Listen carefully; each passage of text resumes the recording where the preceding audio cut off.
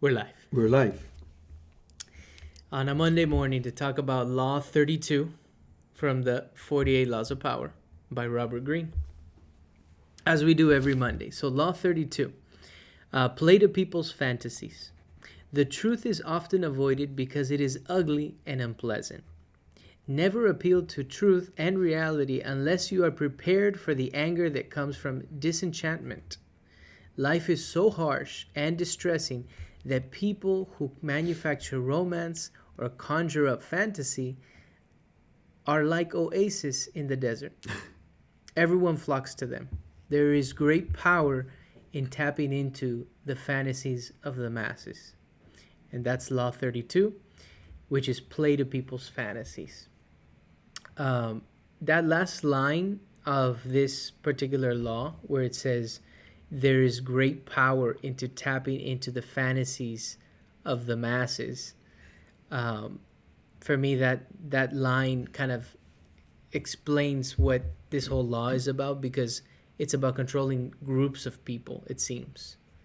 You could do it with individuals, but really where you gain power is when you control masses. You got that right. I mean, I don't know why this comes to mind, but Javier Milei just became the president of Argentina, Mm-hmm. and he's got, I don't know what percentage of the country, but it's a huge percentage backing him up. Everybody, you know, it's thirsting for something new, and so he's got all this, and hopefully he's not playing to people's fantasies, because I think 80% of the country or something like that, it's waiting for him to bring magical results. Just like the law, talks about that guy that he was a so-called alchemist and could change different metals into gold. Right. So Malay is like, I mean, so hopefully, He's promising a lot, and hopefully he delivers, right? hopefully he delivers and he's not playing into people's fantasies, because Well, I think part of maybe getting to where he's that position where he became so famous, known, and then eventually they elected him as president. I think he had to a certain degree, use this law. It doesn't mean that he won't use it for good, right. but it seems like he kind of had to play to people's fantasies of having a country that was that could be thriving again. Right. That's the fantasy. Because I was thinking, what are our fantasies in life? Some of them are to become rich and wealthy. Some of them are for some people, it's fame. For some people, and in the example that Robert Greene gives in this chapter, is the Venetians, the people of Venice, they wanted to restore Venice to its heyday, to the time that it was thriving. Kind of like Argentina. At one point, Buenos Aires was Oh, the Paris of, they say, South America, right? that's right. And so the Venetians, right, wanted to restore Venice back to this, so they seek out this alchemist, as you mentioned, which his name was Marco Bragadino. Bragadino. Marco Bragadino. And Yeah. he was an alchemist who eventually convinced the people, but first it was the government, like the what would they be, the people in the local government, that Right. he had the ability to turn, like you said, these base metals into gold, or other items into gold, Yeah. and bring wealth back. And he played his cards really well, because somehow he spread the word that he was able to do it, and he always had like gold coins with him and items made out of gold and so forth. And so gold was abundant in his persona. Right. So every time they thought of Bragadino, they thought, oh, look, all the gold he's got to be doing it right. And then Venice went out of its way to bring him in, because they were competing against somebody else, supposedly, Right. that wanted him. And they offered him posh, a lush type of palace. life, Yeah. and he came over and he was just living the life, and But you're right. One thing is that he was already living the life yeah, because other people were funding that life. you Other get people were providing that gold and that lifestyle because he claimed that he could multiply your fortune. He claimed that he could also heal or, cure certain illnesses and stuff. But he already had the gold, and so people looked at it as like that's the validation that he must be doing it right. right, He must be exactly. legit. It must be legit. And then when they brought him over to Venice, there was like a wave of enthusiasm that the people of Venice were all trying to become alchemists. And there's a story that says that in every corner you had somebody messing around with chemicals and this and that, and it was an interesting thing, right? So everybody was trying to do it except him. He was taking his sweet time. And at one point in the story, Robert Greene says, hey, you know what? He says that Bragadino said, look, it's going to have to take close to 7 years. Right. And everybody was super upset because he had been there already for quite some time, and now 7 years for this to be produced. And so when they pressured him, he said, hey, you guys have let me down. I'm going to another location. And he did the marketing, man, back then. You guys pressure me into this, and this is not this is not an art people that can be pressured. It's your guys' fault. I'm leaving. And there were other people, I think in Germany and in Switzerland, they were willing to take him. him. In Hungary, he ended up going to Hungary, I think, the king of. So some people can definitely manipulate the situation and play to people's fantasies, and that's what he was doing. He was saying, I could bring wealth back to this city, make it vibrant again. It says that Robert Greene says the truth is often avoided because it's ugly and unpleasant. So the truth in that situation would have been, because of and Robert Greene explains, because some areas opened on the maps that allowed for certain trade and whatnot. On the Atlantic side. On the Atlantic side, right. That area, Venice, was negatively affected by it. For sure, because Portugal became a powerhouse, so did Spain and England, and so not everything was flowing through. Now they had other channels. Right. And so how do you get it back? So he would have had to say that's the reality that people didn't want to hear. No. Bragadino comes in, and then he promises all this. Now, one thing that's interesting is so he was an alchemist, and his name, the name he chose, is very similar to a very famous military officer that was like starred super successful in what he did. So he kind of chose a name. It was a Marco Antonio Bragadino or something like that. Bragadino. He took the same name and he claimed to be the illegitimate son of this general. Oh. So that was one thing. He created this persona. The idea of alchemy is basically you can turn like base metals like lead and copper into gold. Right. But later on in some of the reading, I saw that chemistry, modern day chemistry, apparently comes from alchemy. That's right. Not apparently. Definitely. So you can trace it back, and we're getting a little bit away from the law, but I've read that, the Indians had their witch doctors, and their witch potions and all that. Right, and they were called witch doctors because they could cure people, okay? But what they did was they knew certain plants that would do certain health benefits for you. Like if you were sick in the stomach, there was this particular plant that they knew that would be good for the stomach. If you were having an allergy on your skin, this particular plant would, and not necessarily by ingestion, but also they would heat it up and create like a potion and put it on you, like yeah. So these so-called witch doctors is the beginning of modern medicine today. That's amazing. You can trace it back to that. And alchemist comes along the way more in the chemical structure of it. Right.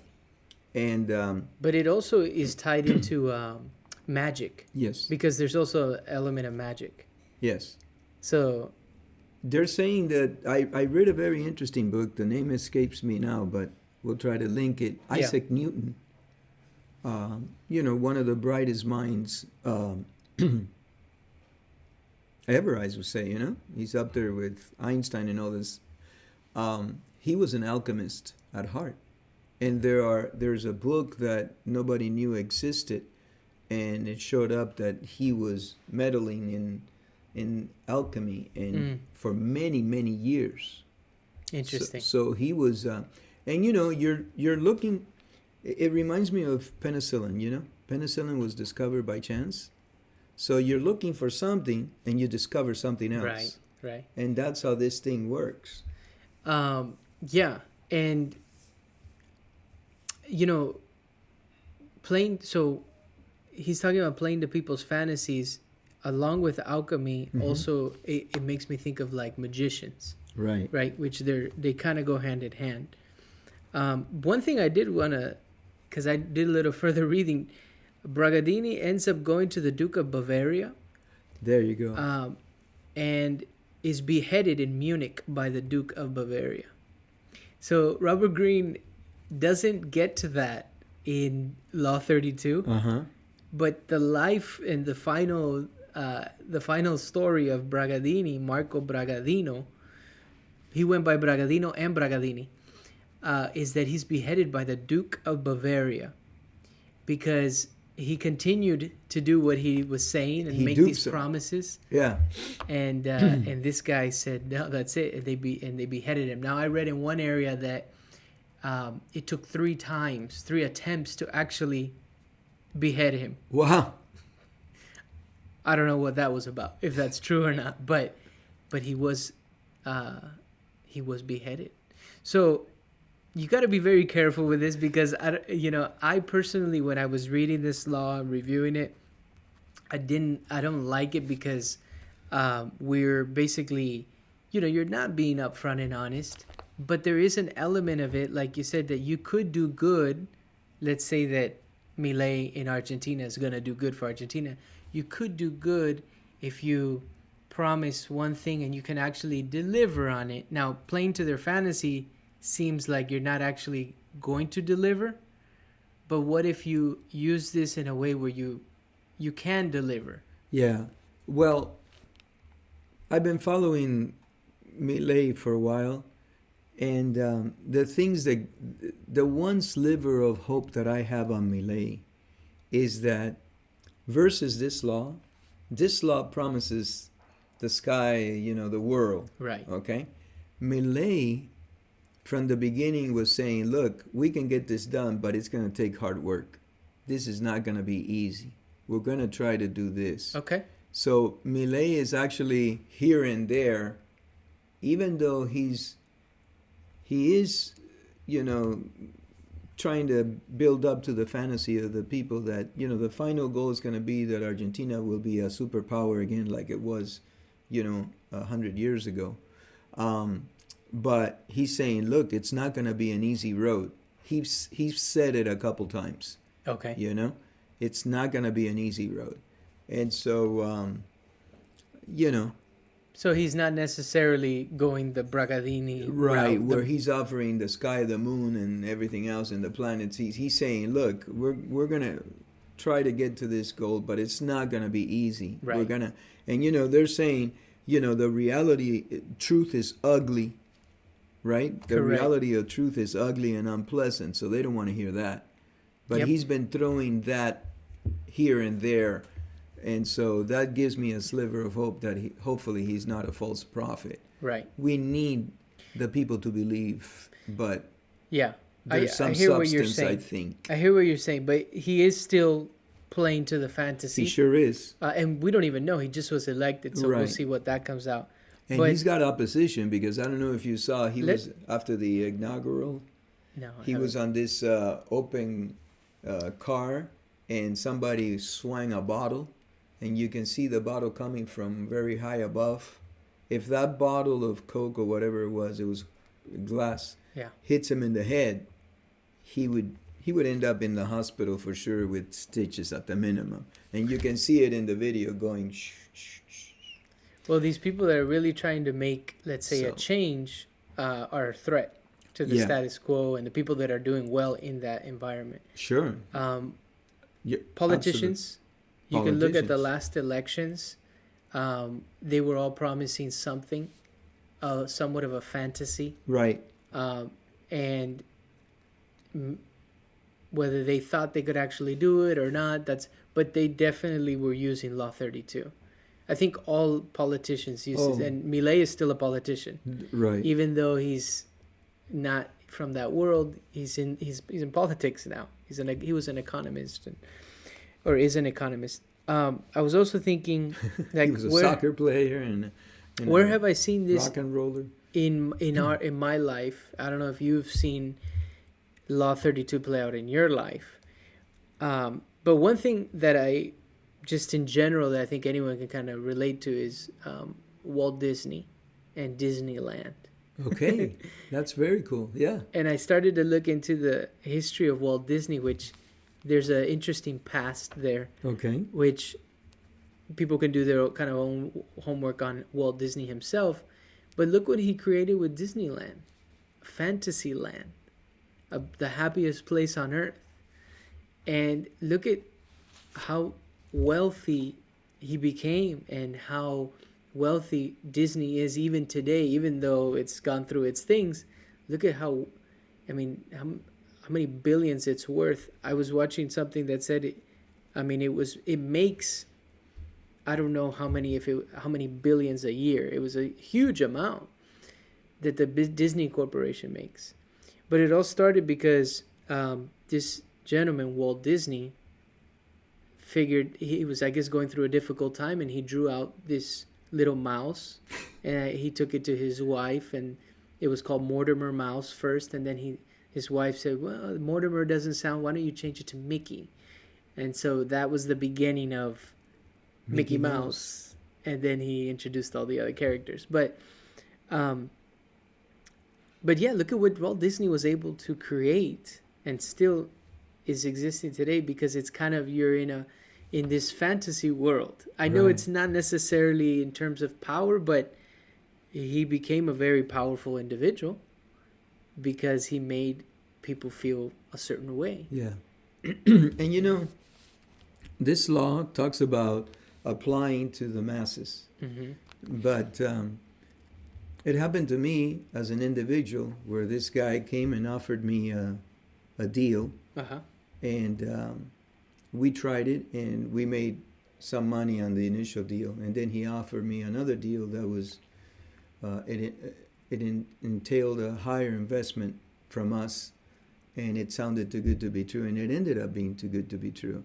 So he played to our fantasy of, way back when. Making money quickly, let's say. Yeah. This is, I don't know, 28 years ago or something like that, when we were getting started. And you have a lot of people come to you. I've heard Patrick but David say, hey, you know how many deals come through my desk every week? Many of them. And he may end up picking 1 to 10 a year, but he gets a bunch of them on a weekly basis, people offering this. So the law says, hey, it's a tremendous power grab when you deal with the masses, and you tap into people's fantasies on a massive level. But it can also be done on an individual level, Sure. because we were hurt, and but then it makes you a little bit more callous. You start believing less in things. You want to see more in writing, not so much up in the air. And so everything You become has more skeptical. Sure. Oh yeah, you get toughened up. And everything has an inherent risk. Sure. Even not doing anything has a risk. has a risk, because you're going to stay where you are, and the rest of the world passes you by, so you're moving backwards. Yeah. You can look at things that way, especially in business. Well, where we. business, I think, promises or gives you the ability to, let's say, become wealthy. That's what the fantasy is, let's say, when you go into business. Because I was thinking about what in our lives play to these fantasies, let's say. So like when you open up a business, maybe not everybody opens it up thinking I want to become wealthy or rich, but like when I opened up one of my businesses, I was thinking, I want to make money here. Sure, of course. I want to make money and eventually have freedom. Right. And I was thinking that business opportunities, gambling, whether it's the lottery, the stock market. the stock market, but the lottery is you can put some money and you have the ability to change your life. That's the fantasy. And look how many people play the lottery. Gambling, the casinos. Sure. You can put some money and you could change your life. The stock market, yeah, they call it rich man's gambling. That's right. White collar. That's right. Another thing that I thought that plays to the fantasies of the masses is religions. Because for sure. What is it that a religion offers you? Well, salvation. Some religions offer you eternal life, heaven. So whether for whatever reasons, but they are using Law 32. Sure. Because you'll be able to live an eternal life in heaven, if that's the religion that, if your religion says that. And look how many people are moved by religion. And, myself included, I do believe in God. And sure. But, yeah. But it definitely is playing to a fantasy. For sure. That our loved ones are still there with us and watching over us, and we have angels up there, things like that, right? I did want to share about one individual that I met that I thought was kind of like a Bragadino type character. And this individual as well, because we are together a lot in business and different. And in business, you meet a lot of characters and you see the laws play out. This individual,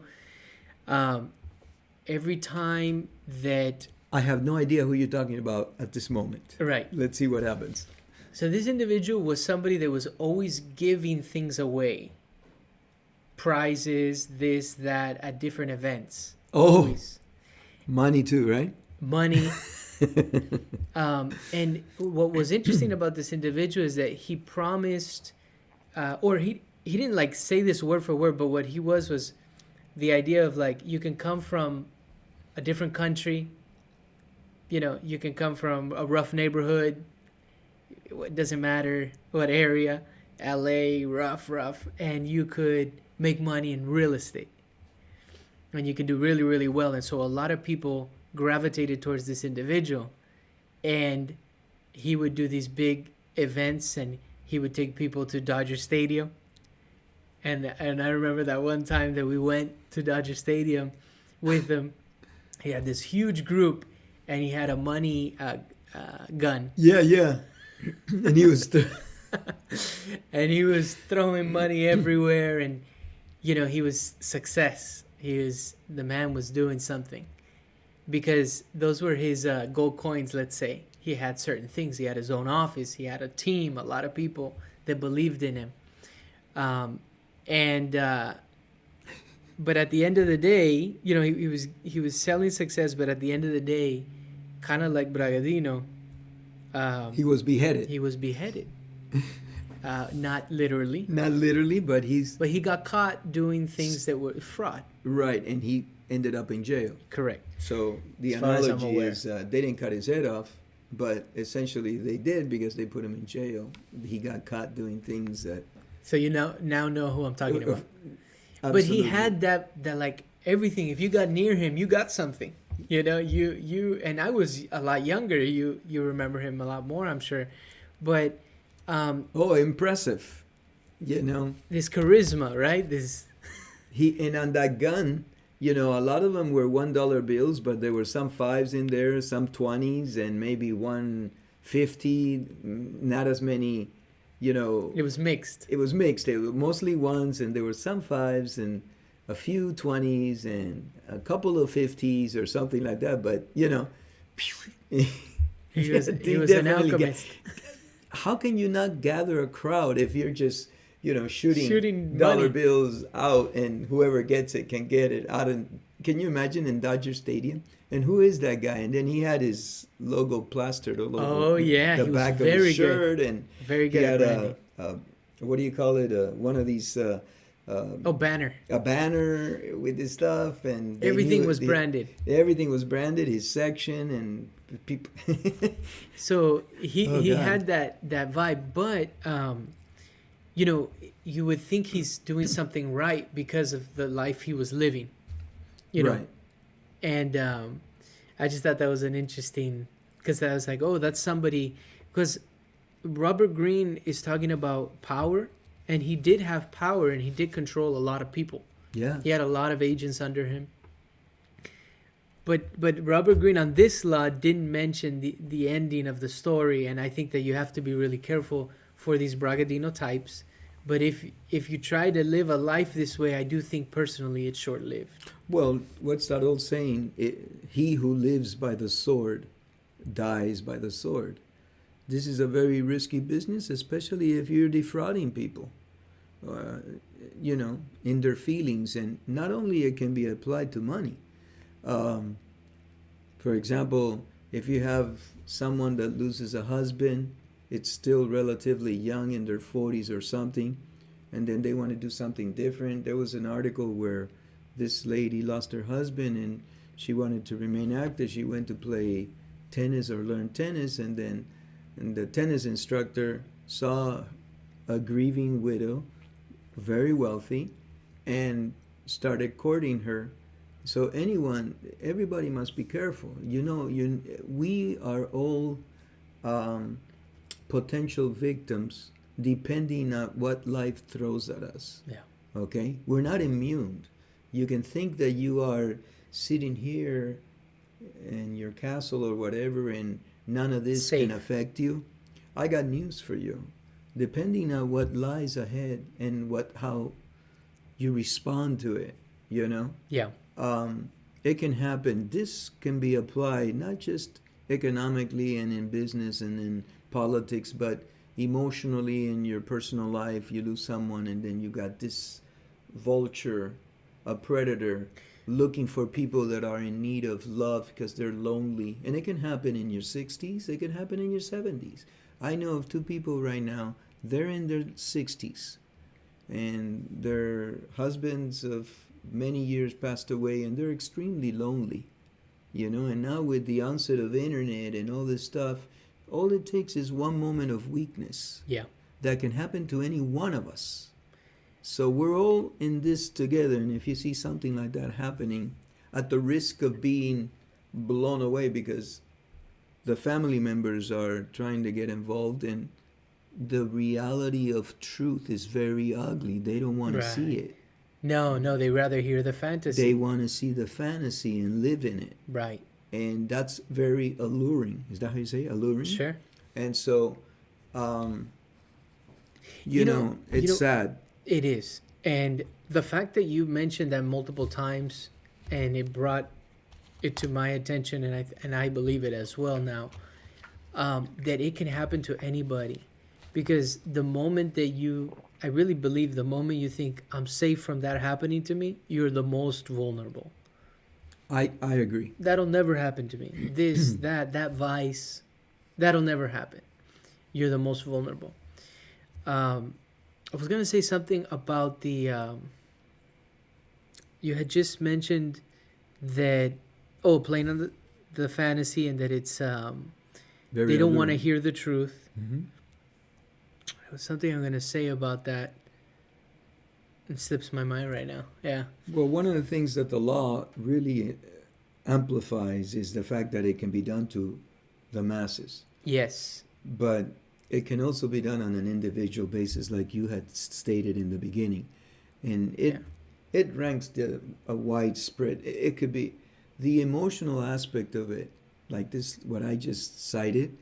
it's very, in every case is sad, okay? But taking advantage of someone who is lonely, who has lost someone that was loved for many years, and it's in need of a little help, Yeah.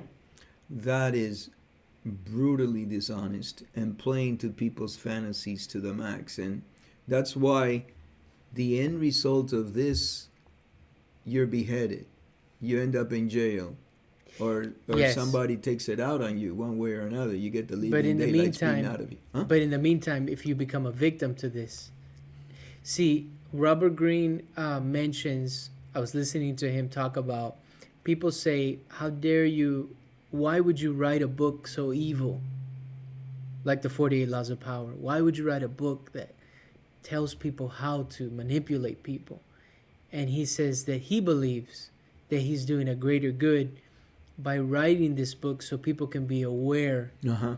of the games and the manipulation That some people play. that some people play, and I've been a that's a victim of greater many of good. these laws. In my way, You what? I've been a victim to many of these laws. I'm on the other side of the track on a couple of them. In fact, you were gone for a week, right? And so I had to fix some stuff in my garage, and so I actually thought, let me play the playlist of our laws, Oh, okay. and it was really, really interesting, Mike. One of the things that I didn't realize is that we have a lot of advertisement. And Oh, on YouTube they're advertising the law, they're, or they're putting commercials. they're putting ads. And so that was very interesting. I was in the garage, a couple days. You were gone for a week, so, and then I play the playlist, and Yeah. it's interesting. I think that there is a lot of content out there, and I'm happy with what we've done. Yeah. And but it was really interesting to watch, Oh, look back, look back on it. because we started this podcast a year ago, right? In December In of December. 2022. We got sick, right, with Yeah. COVID, so Yeah. we were off like a month. A month or so. So we're really off a month from our. But the first podcast we put out was December of 2022. Correct. And, so technically it'll be a year, but It's a year, yeah. yeah. But one thing that I thought about, so we could look back at even those laws that we did in the past, and we probably have a different take on them now because of our experiences. Well, one of the things that was interesting to me is that we have lived some of them. You Sure. have, through your business endeavors, and so as I listened back to them, I found them interesting. Yeah. I was kind of proud of what we've done, And It's like reading a journal that you wrote in the past, almost, yeah, and you can we read play it. the playlist, and we give examples of how they have affected us. Yeah. Because on a couple of occasions you've said, I'm on the other side of the track because this happened to me. Yep. So you're right, and I'm bringing that up because I realized that while I was doing the playlist, and you're right. Robert Greene says, "Hey, look, be aware of them. Don't Right. use them if you don't want to, but you can be aware of these laws. So when you're being played, you realize, hey, this is what's happening to me." Correct. As opposed to be a thorough, genuine, 110% victim to whatever is happening and you can't see it. So Yeah. it could be a book of awakening. It could be a book of more a defense, right? Like how to defend yourself. Right. Like martial arts, you're supposed to study it to be able to defend yourself if that moment ever came, not to go out and inflict pain on people. Yeah. Use the 48 laws of power like martial arts. Well, that's another thing. While I was doing my garage deal, I listened to several podcasts, not just ours. And Jocko Williams says, I don't care if you're a 6'5" monster or a 5'2" skinny little guy. I don't want to fight anybody, so I'd rather walk away. So That's the mentality. That's the mentality. You only fight if you forced. And same with these laws. You know, hey, if you have to get out of the situation to save your life, and you need to manipulate, you got to do whatever you got to do. Wow. last thing I wanted to point out, and then anything else you want to throw in. Oops, Did you sorry. remember what you? I want to talk about the Stoics because we did a video on the Stoics, a podcast, and the Stoics are all about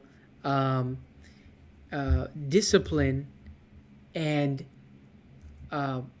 controlling your emotions and these desires to have certain, let's say, pleasures in life, certain things in life, material, certain. And when people are playing to your fantasies, if you have a stoic approach, maybe you won't fall for it either. Because what are they selling you? What's the fantasy that they're selling you? Now, Law 33 is going to be very interesting because it's about finding what your fantasy is and then manipulating you. And we'll do that one next Monday. But you know, it's more talking about an individual in that point. But at the end of the day, even if he's talking about tapping into the fantasies of the masses, it still starts with one person.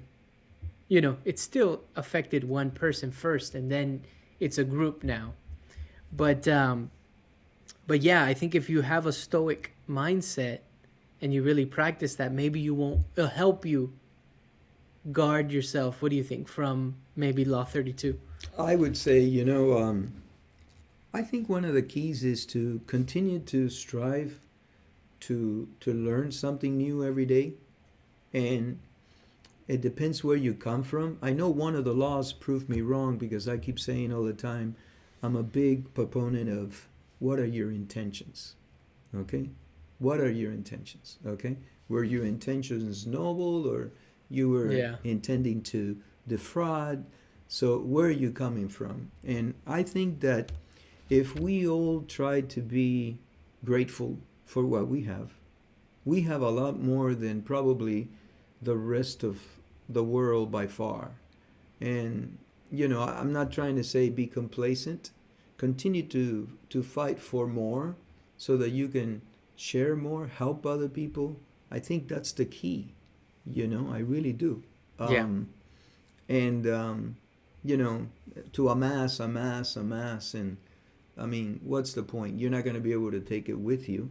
If you can do some good on this earth now, it'd be great. Yeah. So these laws are power moves. We can't forget that. This is Robert Greene talking about power moves in the Hollywood scene, in the entertainment world, which is brutal, in the business world, which the corporate struggle to climb that corporate ladder. These things are brutal. So if you're in that environment, okay, and you're swimming with sharks, well, then you need to sharpen your teeth. And I think this book is excellent for something like that. Right. But it can definitely be used for good, Yes. Like you said, a defensive so that you don't get totally beaten down, and then you can go out there and, try to do some good in this world. We need it. I agree. Yeah, we need it, man. I agree.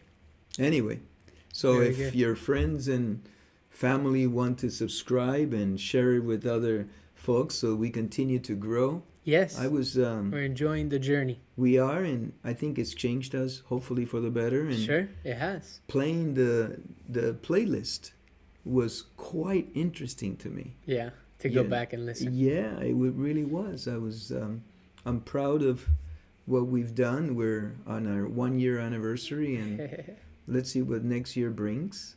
Absolutely. Okay? Good things. Good things. God willing. Thank you. Okay.